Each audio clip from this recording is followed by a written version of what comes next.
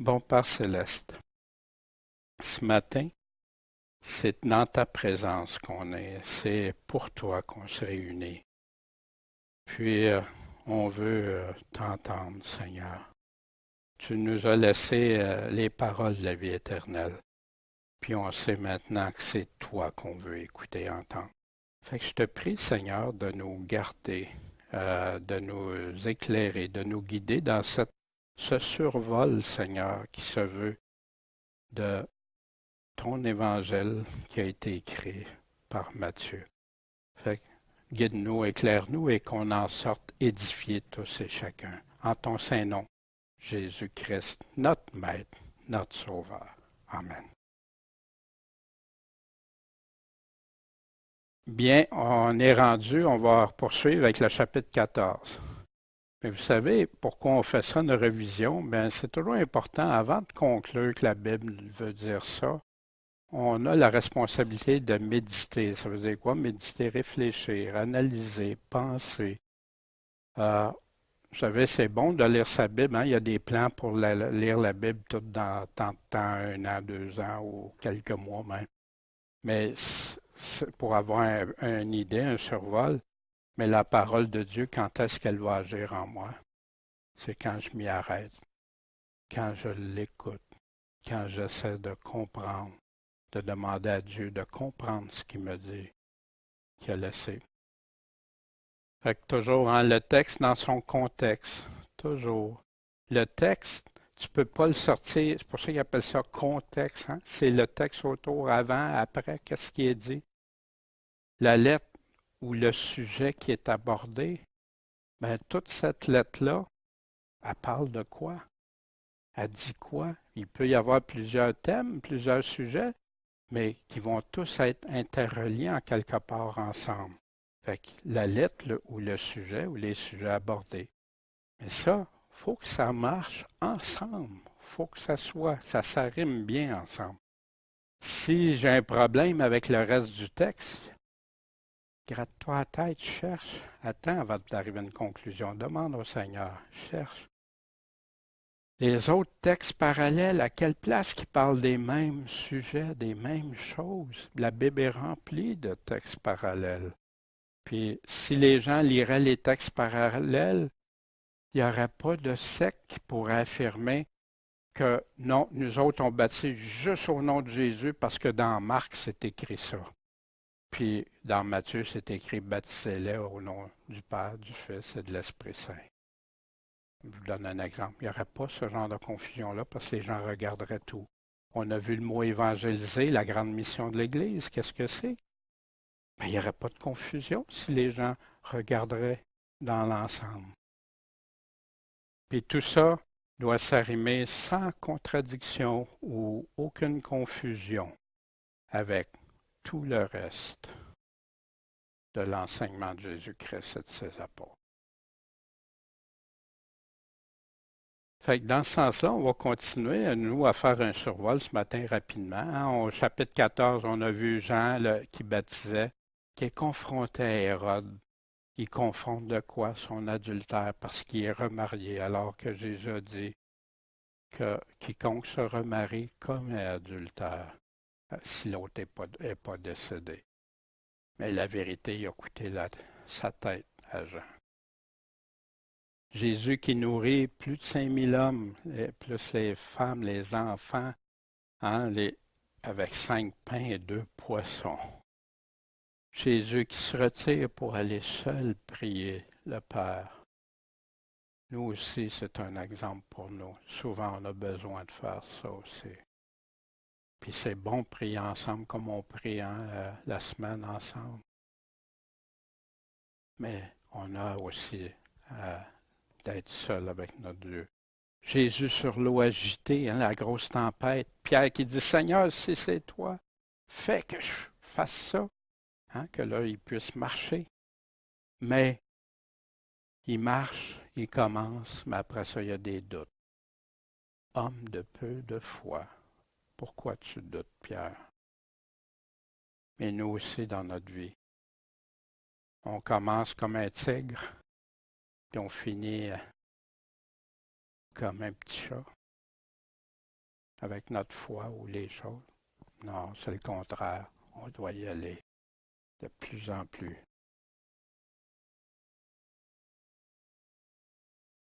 Impossibilité, au chapitre 15, d'honorer Dieu en transgressant ou en annulant ses commandements par des enseignements, des doctrines qui proviennent des hommes, hein, des traditions d'hommes, l'instruction. C'est honorer Dieu en vain quand on suit ce que les hommes nous disent, si les hommes ne nous disent pas exactement ce que Dieu dit. C'est en vain. Ça vaut quoi une foi en vain? Puis c'est Dieu seul qui doit être notre. On a vu aussi au chapitre 15, laisser les aveugles pour ne pas tomber dans le trou avec eux autres. Qui nous dirige? Qui nous montre? Est-ce qu'ils disent exactement ce que Jésus dit? Ou s'ils déforment, ils envoient ailleurs. Puis Jésus nous parle de qu'est-ce qui peut souiller ton cœur. Puis il nous décrit bien tous les péchés qui peuvent souiller notre cœur. Puis, hein, la femme, oui, mais Seigneur, les petits chiens, hein, vous vous souvenez de ça? Jésus, tu as de la foi, je vais te l'accorder, parce qu'il était venu pour Israël en premier, puis après ça, puis il a démontré, hein, qui est-ce qu'on suit, pas tomber dans le trou. Chapitre 16, hein, je l'avais mis en 2 messages, du verset 1 à 24. Reconnaître les signes des temps. Quoi, vous savez le soleil, puis vous n'êtes pas capable de reconnaître les signes des temps? Jésus continue d'avertir de se garder avec soin des enseignements des hommes. Il répète ça régulièrement, régulièrement. Jésus, le Christ, le Fils de Dieu. Wow! Confirmation. Mais Pierre, après avoir dit ça, hein, un moment donné, voulait empêcher Jésus. Non, tu ne souffriras pas. Non, tu ne feras pas ça. Arrière de moi, Satan. Pourquoi qu'il dit ça? Parce que les pensées de Pierre n'étaient plus selon Dieu, selon le royaume de Dieu, selon ce que Dieu disait. Il voulait, bien sûr, par amour pour son Seigneur. Mais nous aussi, des fois, on peut faire ça. On veut faire du bien à quelqu'un, mais avec la façon humaine, alors que Dieu n'a pas choisi cette voie-là. C'est pour ça qu'on a besoin de sa sagesse. Puis les versets 24 à 27 hein, qu'on avait examinés, porter sa croix. Si tu veux le suivre, venir après Jésus, puis il dit ça à ses disciples, qu'il renonce à lui-même, qu'il se charge de sa croix, puis me suive. Je ne sais pas si vous voyez quelque chose ici qui ne marche pas.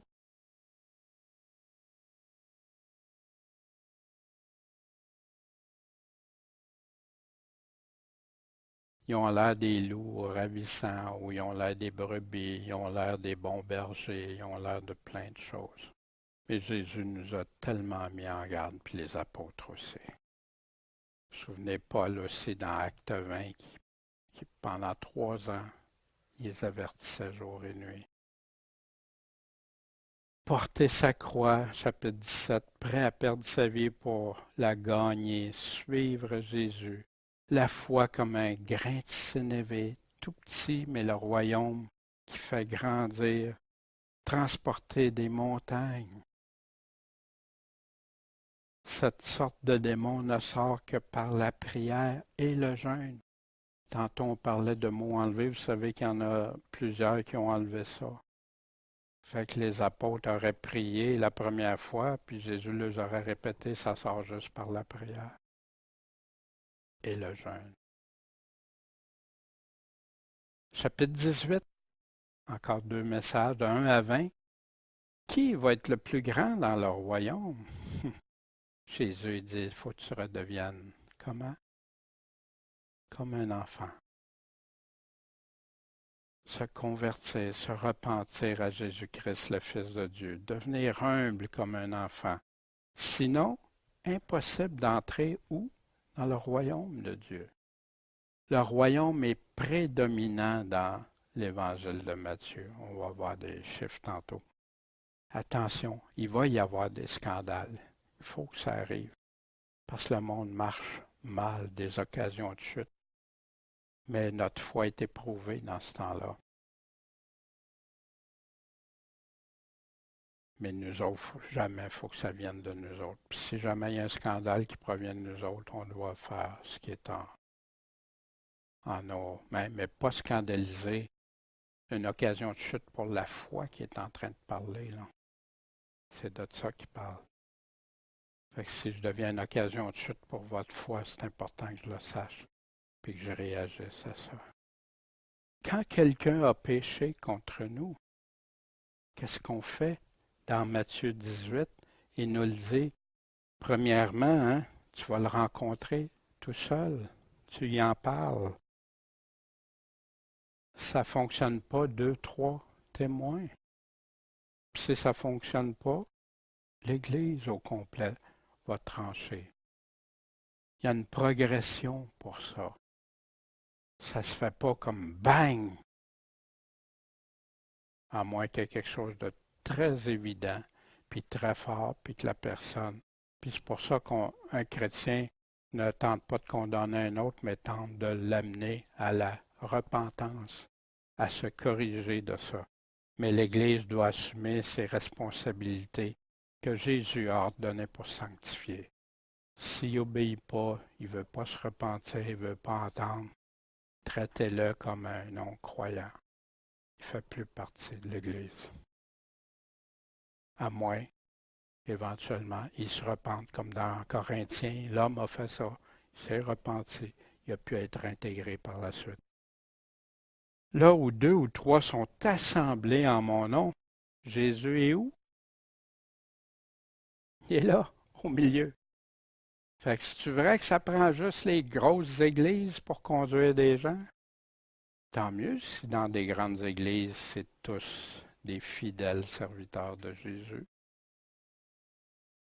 Mais parfois, ce n'est pas toujours le cas.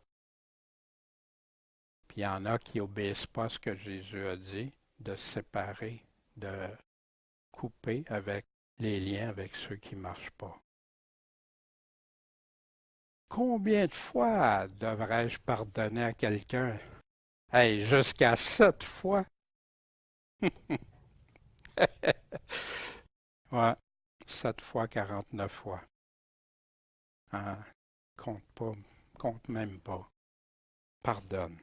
Puis c'est là que Jésus nous donne cet exemple de celui à qui la dette de 10 000 talents, qui représente une fortune, que le roi lui a dit, le maître lui a dit, OK, je te l'efface. Mais après ça, il est sorti, puis il n'a pas pardonné lui à l'autre. Il n'a pas voulu effacer la dette de l'autre. Fait que le roi a dit,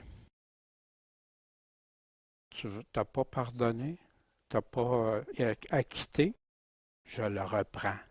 Jusqu'à temps, je te remets ta dette impossible à payer. C'est ça qu'il est en train de dire. Fait que, avant de dire à quelqu'un qui est sauvé, s'il n'a pas pardonné à quelqu'un, ou ceux qui se disent sauvés puis qui ne pardonnent pas aux autres, Dieu vous pardonnera comme vous aurez pardonné aux autres. Puis Dieu ne vous pardonnera pas si vous n'avez pas pardonné. Si Dieu ne me pardonne pas, comment je peux espérer être sauvé? Quelle tristesse d'avoir abaissé les enseignements de Jésus. Humble comme un petit enfant devant le Seigneur.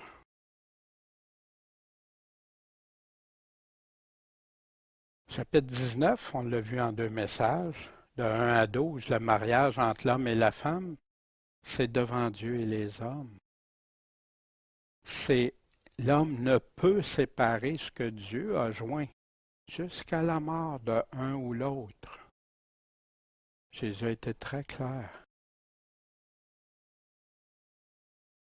personne répudiée, divorcée, ne peut se remarier sans devenir adultère, que Jésus dit. Des paroles très claires, sans aucune interprétation, très simples.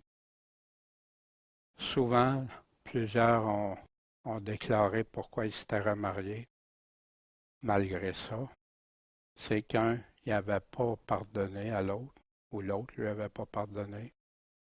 Ils se sont laissés entraîner, puis de plus, des conducteurs, des pasteurs ont décidé de passer outre ce que Jésus a dit, que quiconque marie quelqu'un qui a été répudié pendant que l'autre est encore en vie, il devient adultère. Ils produisent des adultères. Puis maintenant, parce qu'ils ont fait ça, c'est pas grave, regarde, il est comme ça, Dieu va t'accepter tel que ça. Paul lui-même dit, aucun adultère connaîtra le royaume de Dieu. Encore un affaiblissement des enseignements de Jésus, si clair qu'un enfant peut comprendre. Comme un enfant, laissez venir à moi ces enfants. Un homme riche dans cette vie, hein? Qu'est-ce que je dois faire pour avoir la vie éternelle? Obéir au commandement. Ben, j'ai obéi au commandement. Mais Jésus le confronte à une chose. Va ce que tu as, puis après suis-moi. Il a démontré que les commandements de Dieu, son attachement aux richesses était plus grand. Est-ce qu'il obéissait vraiment à tous les commandements du Seigneur? Il dit, va vendre, puis après ça, suis-moi, suis ce que je vais te dire. Fais ce que je te dis. Si le Seigneur nous montre après ça, es-tu prêt à tout quitter pour lui? Je ne peux pas dire qu'il nous demande de tout faire tout ça tout d'un coup, non, mais dans ta vie, là, ça peut arriver. Puis il parle au renouvellement, le royaume, qui va juger à la fin, puis tout ça, puis comment des précisions sur son royaume. Au chapitre 20, là, il dit, au chapitre 19, il parle à ceux qui quitteraient tout pour lui. Mais il dit, quiconque aura tout quitté à cause de mon nom va recevoir combien? 100 fois autant et héritera la vie éternelle. Cet héritage si merveilleux, cette éternité, puis qui va être béni au-delà de ce qu'on peut imaginer. Il parle de ceux pour aller travailler dans la vigne aussi. Il parle des premiers et les derniers. Les murmures, ceux qui murmurent, la Bible condamne. On ne doit pas murmurer les uns contre les autres, puis encore moins contre Dieu. Beaucoup sont appelés, mais peu seront choisis, élus. Pourquoi? Jésus donne tout le pourquoi de ça dans son évangile. Comment faire partie des premiers? Vous voulez être les premiers? Sois serviteur. Sers tes frères, tes sœurs. Les derniers jours, hein, à partir de Matthieu chapitre 20, verset 17 à la 27, 56, on touche les derniers jours de Jésus. Dans Jean, on a ça à partir du chapitre 13 aller jusqu'au chapitre 18. Chapitre 21, l'entrée sur un âne. Le roi des rois sur un âne. Prophétie réalisée encore. Exemple du figuier qui ne porte pas de fruits. Tu ne portes pas de fruits, toi? Séché, fini, plus jamais. Wow! Parallèle avec Jean 15. La foi pour déplacer une montagne. Qu'est-ce qui est impossible pour toi de déplacer, mais que Dieu peut déplacer si tu mets ta foi en lui? Jésus chasse ceux qui profitent de Dieu. Partir du temple. Au nom de Dieu, il faisait des profits de l'argent. La maison de prière qui est devenue une caverne de voleurs. Oui, mais non. Non, mais oui. À un serviteur, il a demandé d'y aller. Oui, oui, j'y vais. Il n'a pas été. L'autre, non, non, j'y vais pas. Mais après ça, il se repent, puis il va. Lequel des deux a fait la volonté? La vigne va être ôtée et donnée à ceux qui vont porter des fruits. La pierre principale rejetée par les principaux conducteurs spirituels. Puis de nos jours, ça se produit, mais d'une façon tellement plus subtile. Jésus dit ça, nous disons que ça veut dire ça. Nous avons plus de sagesse que Jésus même. Ils disent jamais comme ça. Hein? Ben non, mais ça revient à ça. Mépriser ce que Jésus a dit au lieu de dire Jésus, toi tu as raison, c'est toi qui as raison. Des beaux fruits. Le Seigneur nous demande de porter de beaux fruits, de bons fruits pour lui, des fruits matures qui se multiplient. Chapitre 22. Le grand banquet de noces. Mais il y en a qui ne seront pas vêtus de vêtements purs, des vêtements blancs.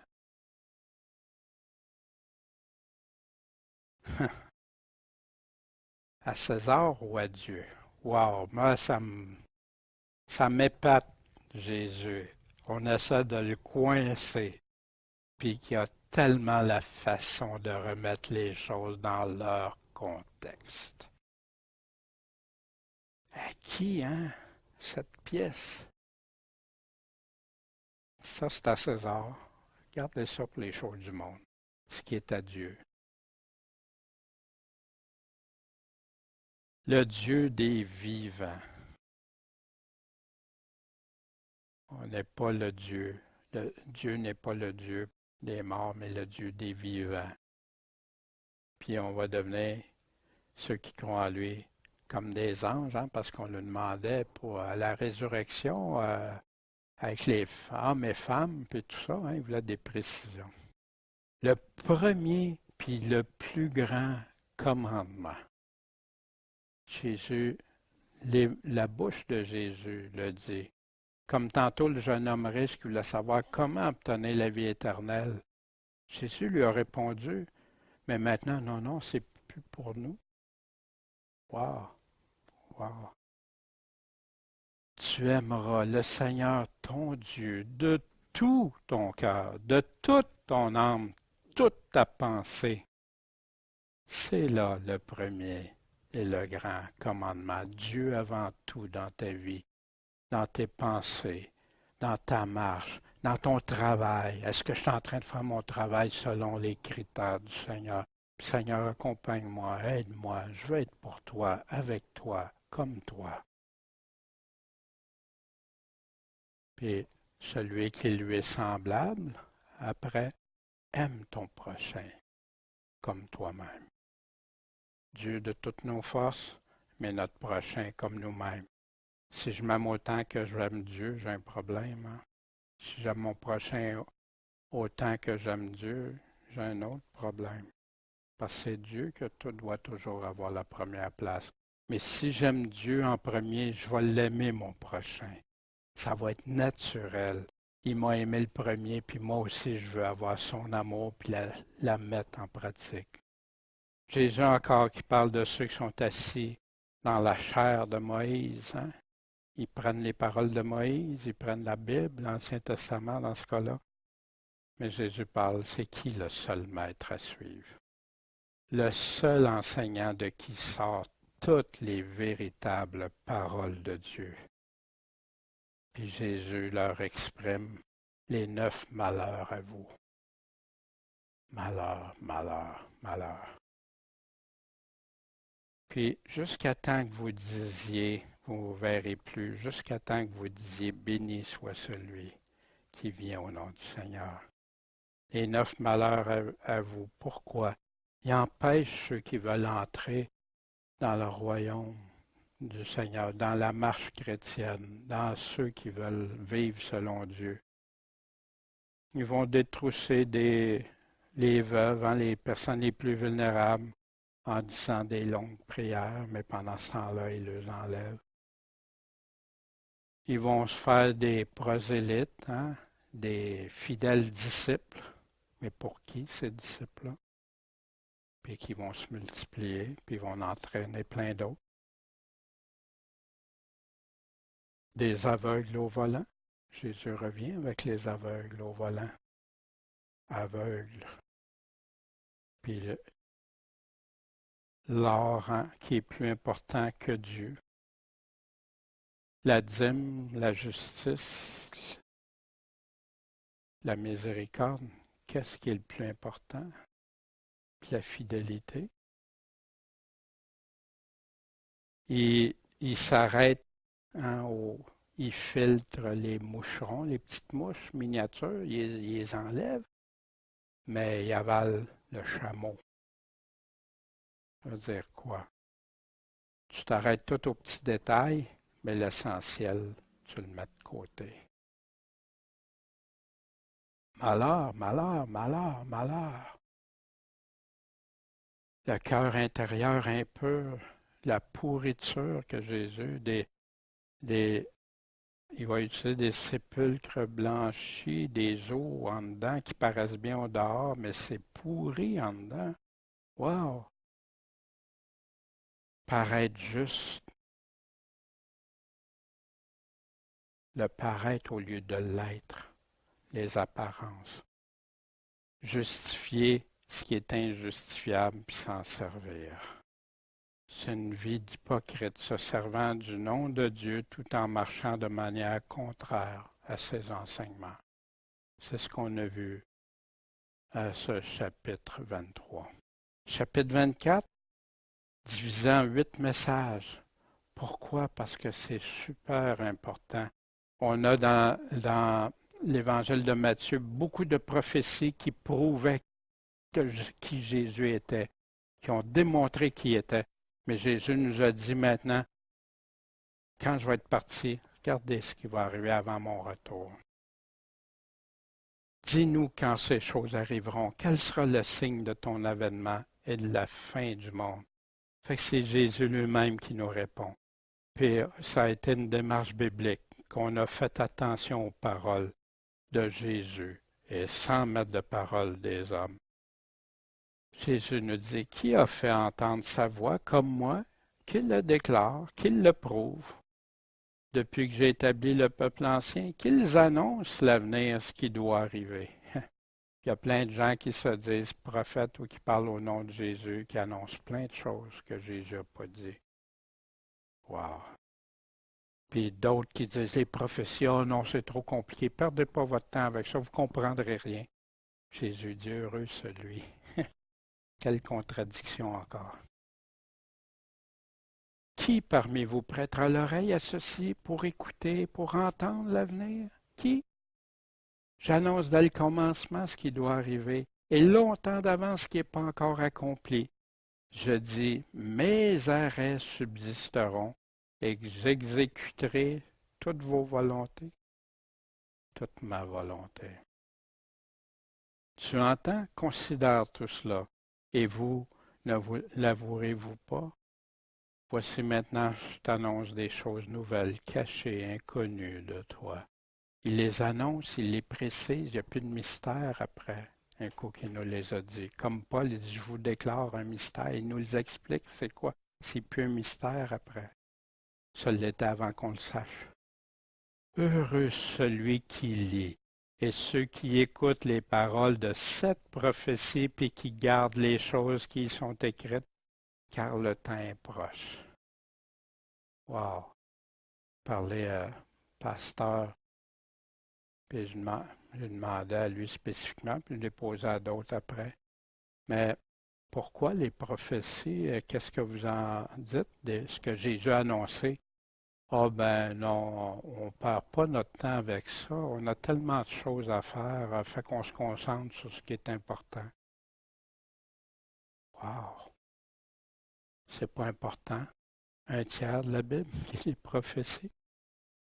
Prends des ciseaux, puis découpe un tiers des pages de ta Bible. Puis tu peux choisir au hasard si tu veux, même.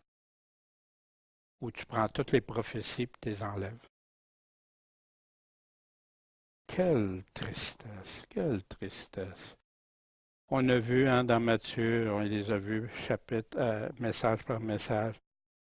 Premier avertissement, attention pour les séductions. Il va y avoir des guerres, des rumeurs, des famines, des pestes, des épidémies, des tremblements de terre. Hein, les gens se demandent, sont inquiets pour l'avenir, mais Jésus a tout dit. Ouais, mais j'aime pas ça, ça me fait peur. Ben, Jésus te l'a dit pour que tu sois préparé, pour que tu saches que ça va arriver. C'est juste le début qu'il nous a dit. C'est juste, ça va aller comme les douleurs de l'enfantement, hein, en progressant, en augmentant. Attention aux séductions, la phase 2 encore, et il répète ça. Il dit que l'iniquité et le péché vont être remplis. Mais où? Dans le monde, mais parmi les chrétiens, l'amour va se refroidir, mais persévérer jusqu'à la fin. Parce qu'il y en a il va y avoir des persécutions, des trahisons par vos propres frères, mères, pères, etc. Mais quand tout ça va vous arriver, vous allez servir de témoignage aux nations. Je suis en train de lire un livre, hein? L'Église ignorée. Mais ça parle de ça, tous nos frères chrétiens qui sont morts depuis les apôtres, puis qui ont servi de témoignage. Mais le témoignage, ça veut-tu dire qu'ils sont tous convertis après? Non, mais c'est un témoignage pour ou contre eux autres, dépendamment de leur choix après. L'abomination. L'antéchrist que Daniel nous parle, que l'Apocalypse nous parle, la grande tribulation, communément appelée, où il va y avoir toutes ces choses-là. On avait vu hein, la tribulation, l'affliction, les mots, qu'est-ce que ça veut dire? Le mot veut vraiment dire. Puis, le mot colère.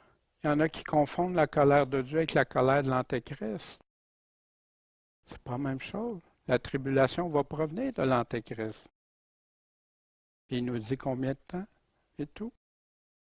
Mais la colère de Dieu, c'est incomparable. Les gens n'ont plus la crainte du Seigneur. Ils ne savent pas les conséquences de choisir de vivre notre vie comme on l'entend au lieu de vivre simplement comme il nous l'a dit. Ils choisissent de garder leur vie ici. Ou il y en a qui vont choisir de prendre cette marque-là.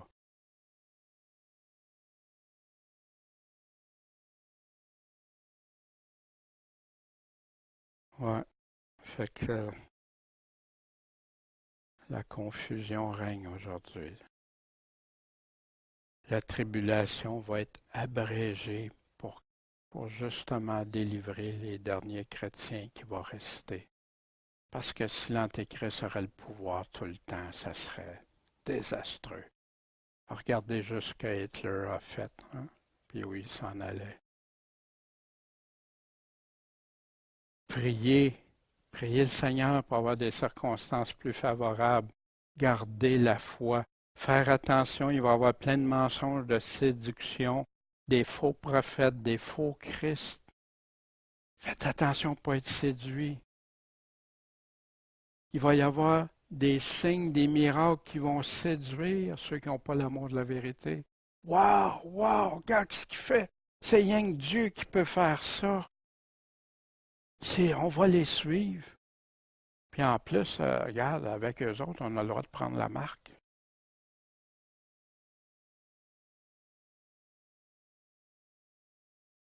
Contre les possibilités de séduction. Des avertissements encore, des encouragements de tenir bon. Mais il dit, quand il va revenir, hein, puis il parle, quand mon retour, si quelqu'un vous dit, ah, il est là, non, je vais revenir comme un éclair, comme les éclairs. Puis où il va y avoir les aigles autour du cadavre des morts, là, ça va avoir lieu. Il nous décrit l'Armageddon aussi, où les aigles vont se réunir, qui nous confirme dans l'Apocalypse aussi, au chapitre 19.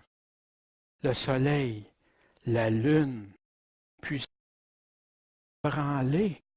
Il faut que ça arrive avant le retour du Seigneur. Le signe qu'ils ont demandé les apôtres, puis le signe qu'ils vont voir juste avant son avènement. Puis la terreur, ils vont vouloir se cacher dans les rochers. Pas le chrétien qui attend son Seigneur pour sa délivrance, mais ceux qui auront fait ce que Dieu a dit de ne pas faire. Puis là, il y a la réunion, le rassemblement qu'il envoie pour rassembler tous ses élus. Comme Paul nous disait, hein, que personne ne vous séduise. Pourquoi? Parce que pour l'avènement du Seigneur Jésus-Christ, c'est notre réunion, notre enlèvement, notre rassemblement avec lui, que personne ne vous séduise de aucune façon. Parce qu'avant, il faut que l'apostasie, l'abandon de la foi soit là. Trouverai-je encore la foi? Puis il faut avoir vu l'Antéchrist s'asseoir dans le temple de Dieu. Mais est-ce la fin de la réponse? Non, parce que Jésus continue après verset 31. Il va continuer à nous dire tout comment on doit se comporter. Puis le camp immuable de Jésus pour l'imminence de son retour, qui moi me donnait une confusion. Premièrement, il nous dit que ça va tout dans cette même génération, tout ça va se produire. C'est pas réparti au travers des siècles. Toutes ces choses décrites avant, qu'est-ce qui va arriver avant son retour? Ils sont toutes là. Je ne peux pas le dire, non, il va revenir avant ces choses-là. Non, lui-même le dit, avant, il faut qu'il arrive ça. Comme le figuier, quand Jésus est à la porte, comme tous les arbres dans Luc qui nous dit que tu vois quand ça bourgeonne, tu vas connaître la saison, le temps, mais tu ne connaîtras pas ni le jour, ni la date, ni l'heure, malgré qu'il y en a plusieurs qui l'ont fait, d'où origine le mouvement adventiste, Miller, qui avait prédit en 1843, puis après ça, quand c'est pas avant 1843-1844, mais Jésus, c'est en désobéissant à Jésus. Personne ne sait l'heure, le jour, la date. Il avait donné un jour, une date. L'avènement, comme au temps de Noé. Puis ceux qui vont être protégés, puis ceux qui vont être détruits, dans le même temps. La destruction, puis la surprise. Puis il continue avec plusieurs autres choses. Quand vous verrez toutes ces choses, pas avant, les séductions, les guerres, les famines, les pestes, les séismes, la grande tribulation, le soleil, la lune, les étoiles, les signes de terreur pour les gens, pour ceux qui ne sont pas Jésus-Christ. Le temps qu'ils vont avoir fait la terreur aux chrétiens, après ça, c'est eux qui vont la subir. Mais la terreur qu'on peut subir va être tout petite à comparer à celles qu'ils vont subir quand le Seigneur va revenir. Puis on a ces 7 coupes de colère-là que Dieu leur a dit qu'il leur arriverait. Puis la réunion, l'enlèvement. Enfin, Seigneur, trouverai-je la foi quand je vais revenir? Mais il nous dit comment veillez, priez, soyez sous vos gardes, faites attention, marchez comme je vous ai dit. Puis je vous dis ces choses afin que quand ça va arriver, que vous abandonniez pas l'âme découragée, mais que vous continuez à combattre. J'ai été vainqueur, j'ai vaincu, vous allez être vainqueur si on le suit. C'est pas facile à entendre, hein? C'est pas un message agréable, pas tout à dire ça. Mais Jésus nous l'a dit. Est-ce qu'on le prend au sérieux? C'est de le suivre, de l'aimer. Puis fortifions-nous les uns les autres. Soyons pas comme les vierges folles, insensées. Il y en a qui aiment tellement découper à partir de là. Ça, c'est pas pour nous autres. Là, ça va être juste pour... puis ils peuvent se repentir après, avoir une deuxième chance. Ah ouais? Jésus dit que la porte va être fermée. Jésus nous donne la catégorie des 2 serviteurs, hein, le bon serviteur puis le mauvais serviteur, qui persévère, patient, fidèle, prudent, éveillé, préparé. se nourrit de la véritable nourriture, nourrit et fidèle. Hein? L'autre fait le contraire. Il marche dans l'ivresse du monde sans se soucier des autres, parce que s'il serait soucié des autres, il aurait donné la bonne nourriture au temps convenable. De quelle nourriture il parle? Se nourrit des choses du monde, puis devient même violent, va trahir ses frères, ses sœurs, battre. Imprudent, téméraire, sans crainte, insouciant, infidèle. Mais Jésus dit qu'est-ce qui va arriver. Le bon serviteur va être abondamment récompensé par le Seigneur. Vous savez ce que ça veut dire quand c'est Jésus qui dit abondamment? Wow! Mais l'autre, le serviteur, les deux connaissent le Seigneur. Les deux l'attendaient. Les deux disaient, Seigneur, hein, on t'attend. Mais l'autre va être rejeté, condamné par le Seigneur où il va y avoir des pleurs et grincements dedans. Wow! Mais ce n'est pas pour le chrétien. Ce n'est pas à nous.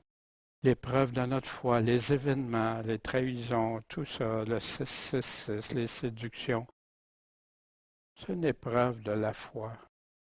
C'est sûr. Jésus nous l'a dit. Ça nous fait peur? Amen. Si ça nous fait peur, ça veut dire quoi? Ça veut dire qu'on va se coller à qui? À Christ. Lui est notre salut, lui est notre délivrance. Puis tous ne vivront pas toutes les mêmes choses. Mais faisons-lui pleinement confiance. Puis quand tu as la foi véritable, tu sais que même si tu perds ta vie ici, tu vas l'avoir pour l'éternité. Mais si tu veux garder ta vie pour ici, ton bonheur ici, puis tout ça, Jésus nous le dit aussi. Quand vous verrez ces choses, comme Noé, hein, on a vu ça, un qui va être pris, l'autre laissé, tenez-vous prêts, il va revenir comme un voleur. Puis c'est étrange, hein, parce qu'on voit tout ça, là, ça, il dit tout de suite, après, il nous a donné tout ce qui arriverait. Fait que quand vous allez voir toutes ces choses arriver, ben c'est après. Puis il y en a un qui va être laissé, un va être pris, l'autre laissé. Fait que là, il dit, oui, oui, ça c'est l'enlèvement, mais il détache tout ça du reste. Le reste n'a plus d'importance, c'est plus... Quelle tristesse!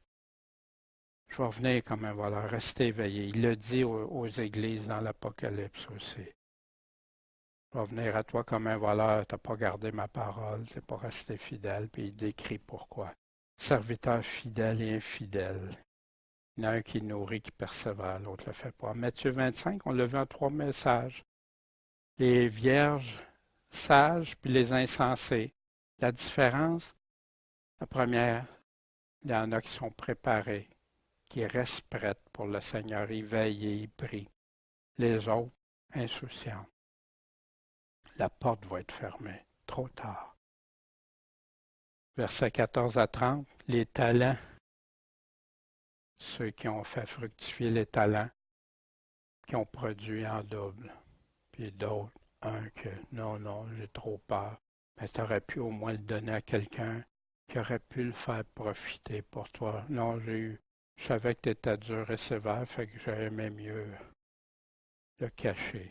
Les boucs, les brebis, ceux qui assistent les frères, les sœurs, à toutes les fois vous l'avez fait à un de mes plus petits, à toutes les fois vous ne l'avez pas fait aussi. Puis ils donnent les conséquences. Puis ils n'ont pas mis en pratique l'amour de Dieu. Oh, t'as aimé Seigneur, Seigneur. Non, non. Vous ne l'avez pas fait. Vous n'avez pas mis en pratique ma parole, ce que je vous ai dit. C'est aimer Dieu et son prochain. Porter assistance. Puis après, j'ai fait une synthèse des 2 chapitres indissociables 24-25 parce que c'est toute la réponse. Fait que ça, il y a ça sur Internet ou YouTube là, pour ceux qui veulent regarder ça. Les 2 catégories d'appelés, hein, bien sûr. On a vu celle-ci avec les vierges folles, les vierges sages, mais il y en a qui ont les oreilles ouvertes, que ceux qui ont des oreilles entendent, mais il y en a qui ferment les oreilles. Mais oui, c'est pour ceux qui ferment les oreilles, le Seigneur des paroles très claires. Quel genre de chrétien est-ce qu'on est? Des tièdes ou des bouillants? Dans quelle catégorie? Chapitre 26 en 3 messages. 1 à 19, la femme qui a versé du parfum par amour pour le Seigneur, mais qui a été critiquée par la suite. Mais partout où on va parler où on va présenter l'Évangile, vous allez savoir ce qu'elle a fait. On va le dire en mémoire d'elle. Jésus, le Christ, notre Pâque pour sauver tous ceux et celles qui vont le suivre. L'agneau de Dieu pour nous. Et on a vu aussi la préparation, puis le début commence à célébrer la Pâque d'Israël selon les ordonnances. Faites ceci en mémoire de moi, le repas du Seigneur qu'on prend ensemble. C'est à partir de cette dernière Pâque. Judas, le cantique qu'ils ont chanté, cantique de la Pâque, la prière, l'esprit versus la chair. Hein? Jésus qui est parti prier seul, puis qui n'ont pas pu, ils sont endormis. À partir le troisième des versets 57 à 75, puis on a été jusqu'au chapitre 27, verset 10, l'arrestation de Jésus. Jésus qui aurait eu la puissance énorme de se faire délivrer s'il n'aurait pas eu l'amour qu'il a pour nous et pour son Père. Le procès illégal, autant pour la loi de Dieu et des Hébreux, des Romains, tous bafoués ces lois-là. On a vu aussi comment ces chefs spirituels se servaient de l'autorité au nom de Dieu, mais tout en méprisant les paroles que le Père avait dit par Jésus. Pierre qui a renié et qu'heureusement s'est repenti par la suite. Et après ça a été bouillant pour le Seigneur.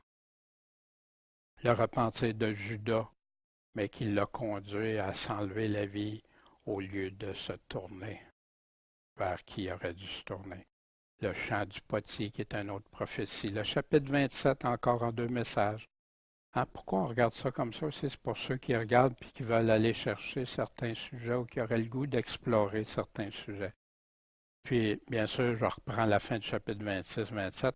Le Sanhédrin qui livre Jésus à Pilate. Des versets 11, le deuxième message, 11 à 56.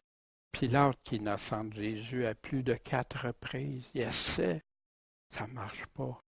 Mais qu'est-ce qui a penché plus fort pour lui? Il tente de s'en sortir en y offre Barabbas, puis non crucifie, que son sang retombe sur nous et nos enfants. Oh Seigneur, qu'on fasse, puis qu'on dise jamais une affaire semblable, puis que c'est nos enfants. Wow! Pilate livre Jésus au désir de la foule. Les soldats, les passants, les Juifs, ils se moquent tous du Seigneur, à part certains qui lui sont restés fidèles. Les 2 larrons, un qui s'est repenti. C'est juste qu'est-ce qu'on a, qu'on mérite. Souviens-toi de moi quand tu vas revenir. Les souffrances, les moqueries, les impacts au niveau médical sur Jésus qui démontrent sa souffrance incroyable.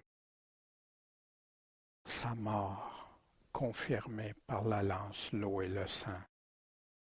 Puis le centenier, celui-ci qui est mort était vraiment le Fils de Dieu.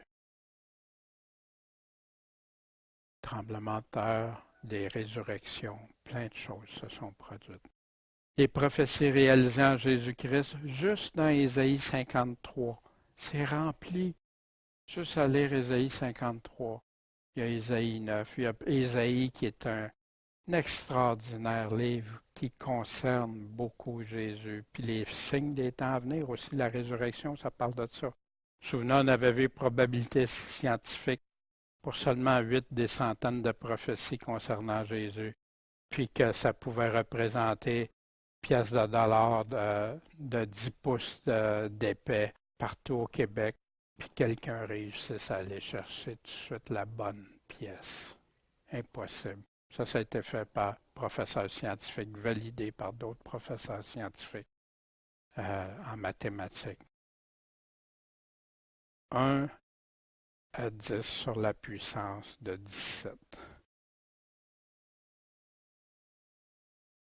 Au chapitre 28, en 2 messages, la fin du chapitre, on a terminé la fin du chapitre 27, puis on a été jusqu'au verset 17. Le tombeau vide, la résurrection. Wow! Si Jésus n'aurait pas ressuscité, est-ce qu'on croirait aujourd'hui? Est-ce qu'on serait là en train de croire? Mais il l'a fait, ses apôtres l'ont vu, plus de 500 personnes l'ont vu. Le seul signe qu'il donne à ceux qui ont voulu le prendre en défaut, le seul signe, je vais rester comme Jonas est resté dans la mer 3 jours et 3 nuits, je vais rester 3 jours et 3 nuits dans le sein de la terre. Inattaquable.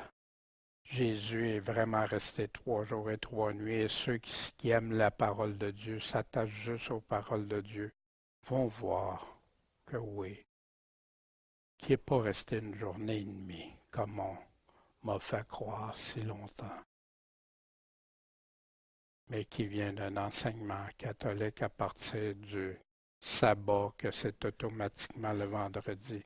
Même des gens qui respectent le sabbat et réalisent pas que les jours de fête que Dieu a déterminés sont des journées de sabbat. On peut avoir 2 sabbats. La garde qui a été achetée après. Ils ont été terrorisés, mais après, il y en a certains qui ont été achetés. Jésus qui se fait voir à ses disciples, à plus de 500 personnes aussi. Puis finalement, la grande mission. Quelle est cette grande mission d'évangélisation? Jésus nous le précise très clairement. D'aller baptiser, instruire toutes les nations, les baptiser au nom du Père, du Fils et du Saint-Esprit, et leur apprendre à garder tout ce que je vous ai commandé, tous ces commandements. Et voici, je suis avec vous tous les jours jusqu'à la fin du monde. Toute puissance m'a été donnée dans le ciel et sur la terre. Donc, allez. Que Dieu nous donne cette bénédiction, cette puissance, puis de lui obéir, puis de le faire selon la capacité de chacun. Puis, moi, ce qui m'intéresse beaucoup, la capacité peut venir d'où? La résurrection. Les preuves de la résurrection.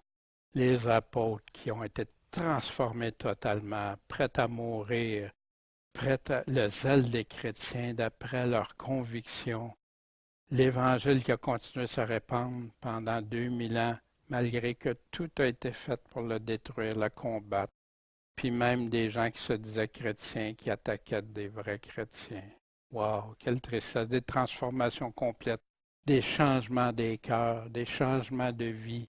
La lettre écrite dans leur cœur, ils le vivent, ils ne font pas juste le dire ou dire non, c'est impossible, ou non, ils le vivent. Ça, c'est la vraie nouvelle naissance. Prêt à mourir, on a eu tous les exemples des apôtres, des catacombes, les cathares, les vaudois, l'Inquisition, puis des morts qu'il y a plein aujourd'hui. L'année dernière, il y a eu plus de 4000 chrétiens tués pour leur foi, parce qu'ils croient en Jésus-Christ. Qui a voulu taire? Qui s'en sert pour leur propre fin? Tous ces courageux. Avec une approche conservatrice, les historiens ont calculé qu'il y a plus de 50 millions, au minimum. Vous vous souvenez la chronologie pour les aromates, on avait vu ça. Pourquoi qu'avant le sabbat, après le sabbat, là, il y a juste une façon que ça se réalise et tout ça. On avait vu ça au chapitre 28. La foi véritable selon Jésus. quand on regarde l'Évangile de Matthieu, produire des fruits de repentance et se convertir à lui, être transformé par lui, croire tout ce qu'il est et tout ce qu'il nous dit, ça fait partie. L'écouter, le suivre, obéir à tous ses commandements, se préserver du mal, veiller, tout ça est dans l'Évangile de Matthieu. Prêt à tout, vivre comme lui, témoigner. Les témoins aussi, le synonyme est martyr, hein? Les gens oublient ça. Se enseigner tous ses commandements, persévérant jusqu'à la fin. Puis là, tu as le sceau d'approbation du Seigneur, le OK du Seigneur. Mais si tu en fais disparaître ou c'est plus son évangile.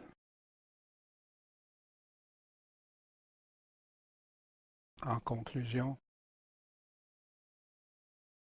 Matthieu, c'est un des 4 évangiles de Jésus-Christ, le Maître et Sauveur. C'est la parole de Dieu même qui nous a parlé en nous disant clairement et simplement lui-même toutes les paroles de la vie éternelle.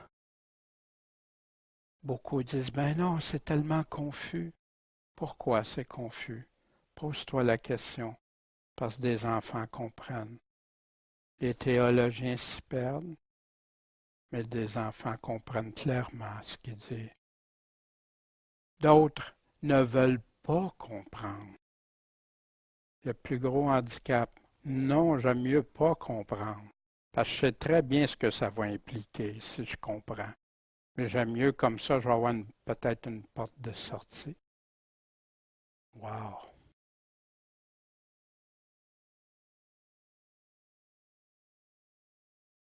La vie, les paroles de la vie éternelle pour ceux et celles qui voudront l'écouter, sans ajouter, sans enlever, atténuer, modifier ce qu'il nous a dit. C'est ça, croire en lui. Ses promesses et ses conditions, ses avertissements et ses encouragements. Comment être son ou sa disciple? Comment vivre et le suivre en l'attendant? L'Évangile de Matthieu nous donne tout ça.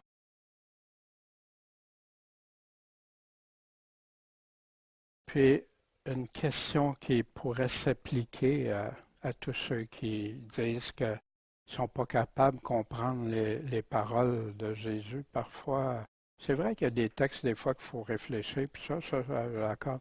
Je veux dire que plusieurs des passages deviennent obscurs. Paul répond à ça. L'Évangile est voilé pour qui? Pour ceux qui périssent. Fait que si jamais vous connaissez quelqu'un que c'est le cas, c'est important qu'il comprenne l'Évangile, puis qu'il y adhère, qu'il le vive dans sa vie, qu'il comprenne les paroles que Jésus a dit.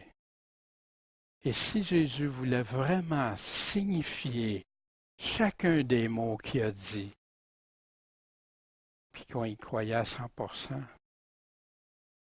les réveils seraient extraordinaires.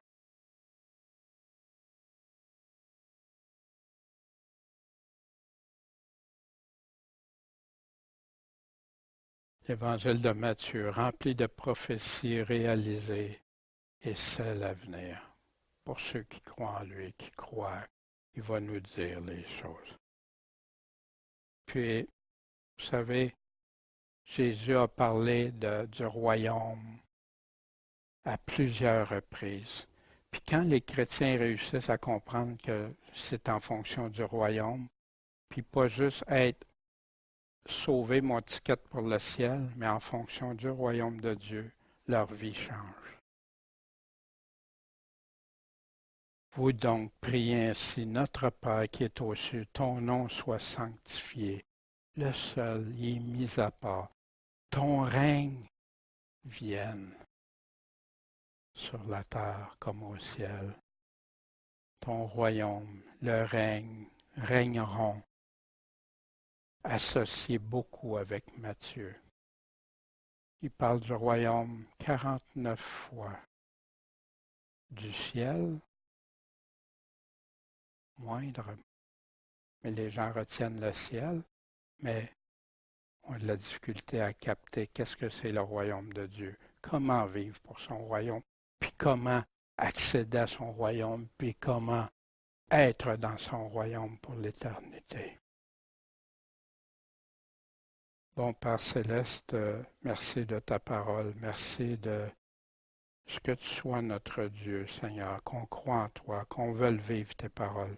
Je te prie, Seigneur, de nous aider toujours dans la bonne compréhension, à te suivre, à t'aimer de tout notre cœur, à croire tout ce que tu nous dis, à nous encourager, puis qu'on soit avec toi en train de persévérer en toi comme des millions l'ont fait, Seigneur. Puis, je te prie pour ceux qui écoutent ta parole, Seigneur,